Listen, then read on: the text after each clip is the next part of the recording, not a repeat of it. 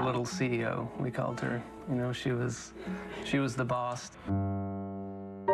It's still not real that my little girl, who's so full of life and who wants a horse so badly and who's gonna get cowgirl boots for Christmas, isn't coming home. She was the type of person that could just light up a room. She is an incredible person, and I'm so blessed to be her dad.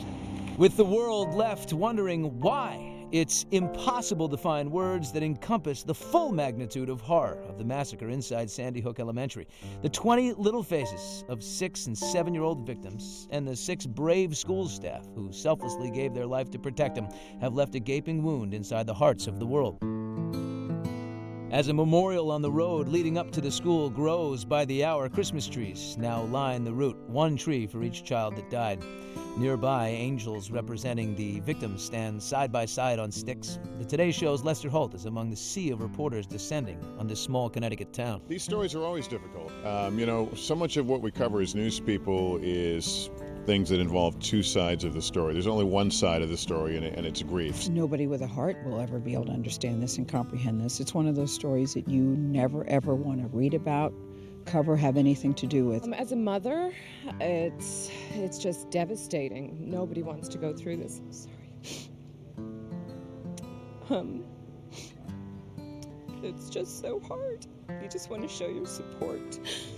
2 of those fallen angels, Noah Posner, a twin whose sister survived, and Jack Pinto, were laid to rest. As young mourners were seen arriving to Jack's service, he was a huge Giants fan and fan of wide receiver Victor Cruz. At Sunday's game, Victor honored Jack's memory with cleats that said "Jack Pinto, my hero," as the whole team added the initials SHES for Sandy Hook Elementary School. It was very emotional, obviously, going in.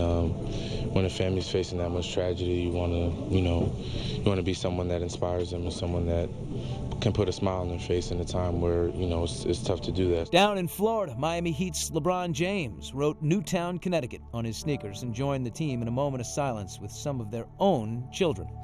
We gave a lot of thought to canceling the show tonight, but in the end we decided to do one just in hopes of maybe offering you a brief distraction and maybe putting a smile on your face before you go to bed. While Jay Leno took a stance of the show must go on, Tom Cruise's action film Jack Reacher canceled their Pittsburgh premiere on Saturday, as did Billy Crystal and Bette Midler's family film Parental Guidance. As news of the shootings unfolded Friday, Bette and Billy were in the midst of promoting the film and appeared devastated before sitting down with Sean. Terrible day. Terrible. So much innocence just taken from those kids, and I think we're all traumatized by it. I actually was watching the news. I bawled for about an hour, like they're just babies, But I hope that the families, there's nothing I can say that can help them. This is so different than anything else that we have seen in this country, and in my lifetime, we've really crossed into a different zone with this one. Cold-blooded execution of little children. I remember I was in 3rd grade when Columbine happened, and I just remember just the fear alone from hearing something like that had happened at a school. And I know people feel very strongly about the right to bear arms and whatnot, but I just feel like there is, of course guns don't kill people, the people behind the guns do, but I also know that cookies don't bake themselves, so if the store stops selling sugar, it'd be really hard to bake cookies.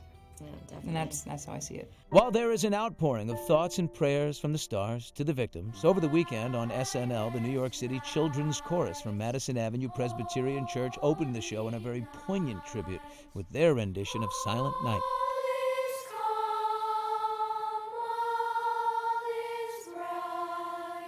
Music is so important in these children's lives, and sometimes music can convey some things that words can just not do adequately. And this morning, they all appeared on the Today Show to sing once again, as they told us how much it meant to them to be a part of the tribute. I was really nervous. I knew that a lot of people were going to be watching me, but we did really well. It was a terrible thing that happened, but to do this tribute for them seemed like the least that we could do to help the families that lost so much.